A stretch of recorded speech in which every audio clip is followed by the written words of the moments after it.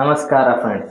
So stock market play list ಅಲ್ಲಿ ಇವತ್ತಿನ ವಿಡಿಯೋದಲ್ಲಿ ನಾವು ಸ್ಟಾಕ್ ನ ಯಾವ ತರ ಬೈ ಮಾಡಕ್ಕೆ ಏನೇನು ಆಪ್ಷನ್ಸ್ ಇರ್ತವೆ, ನೀವು ಯಾವುದೇ ಬ್ರೋಕರ್ ಅಲ್ಲಿ ಹೋಗಿ ಯಾವ ತರ ಆಪ್ಷನ್ಸ್ ಇರ್ತವೆ ಅಂತ ನೋಡೋಣ. ಸೊ ಬೇಸಿಕ್ ಆಗಿ ಎಲ್ಲರೂ ಯೂಸ್ ಮಾಡೋದಂದ್ರೆ ಫಸ್ಟ್ ಏನ್ ಮಾಡ್ತಾರೆ, ಡೆಲಿವರಿ ಅಂತ ಒಂದು ಆಪ್ಷನ್ ಇರುತ್ತೆ.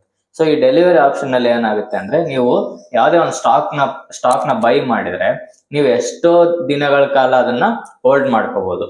ಸೊ ಅದನ್ನ ಇವಾಗ ಏನಾದ್ರು ಲಾಸ್ ಆಗಿತ್ತು ಅಂತಂದ್ರೆ ಅದು ರಿಕವರ್ ಆಗ್ಲಿ, ಪ್ರಾಫಿಟ್ ಅಲ್ಲಿ ಬರ್ಲಿ ಅಂತಾನು ಎಷ್ಟೋ ದಿನವರೆಗೂ ನೀವು ಅದನ್ನ ಹೋಲ್ಡ್ ಅಲ್ಲಿ ಬೈ ಮಾಡಿ ಇಟ್ಕೊಂಡಿರ್ಬೋದು ನಿಮ್ಮ ಏನು ಬ್ರೋಕರ್ ಅಕೌಂಟ್ ಅಲ್ಲಿ.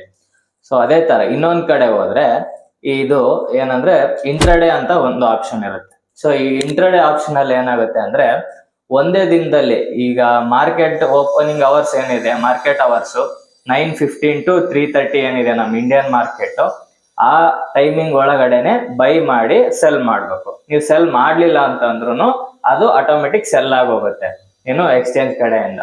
ಸೊ ಈ ಇಂಟ್ರಾಡೇ ಅಲ್ಲಿ ಒಂದು ಏನಂದ್ರೆ ನಮ್ಗೆ ಅಡ್ವಾಂಟೇಜ್, ನಮ್ಗೆ ಮಾರ್ಜಿನ್ ಸಿಗುತ್ತೆ ಜಾಸ್ತಿ. ಸೊ ಈ ಮಾರ್ಜಿನ್ ಅಂದ್ರೆ ಏನಂದ್ರೆ, ನೀವು ಕಮ್ಮಿ ಅಮೌಂಟ್ ಇಂದ ಜಾಸ್ತಿ ಕ್ವಾಂಟಿಟೀಸ್ ಆಫ್ ಸ್ಟಾಕ್ ನ ಬೈ ಮಾಡ್ಬೋದು. ಸೊ ಇವಾಗ ನೀವು 10,000 ಇದೆ ಅಂತ ಅನ್ಕೊಳ್ಳಿ. ಸೊ ನಮ್ಗೆ ಏನು ಮಾರ್ಜಿನ್ ಮೂಲಕ ನಮ್ಗೆ 50,000 rupees ಸ್ಟಾಕ್ಸ್ ನ ಬೈ ಮಾಡ್ಬೋದು. ಸೊ ಆಸ್ ಯೂಶುವಲ್ ನಿಮ್ಗೆ ಪ್ರಾಫಿಟ್ 50,000 ಸ್ಟಾಕ್ ಆಗುತ್ತೆ, ಅಥವಾ ಹಂಗೆ ಲಾಸ್ 50,000 ಏನು ಸ್ಟಾಕ್ ಬೈ ಮಾಡಿರ್ತಾರಲ್ಲ ಕ್ವಾಂಟಿಟಿ ಅಷ್ಟಾಗುತ್ತೆ.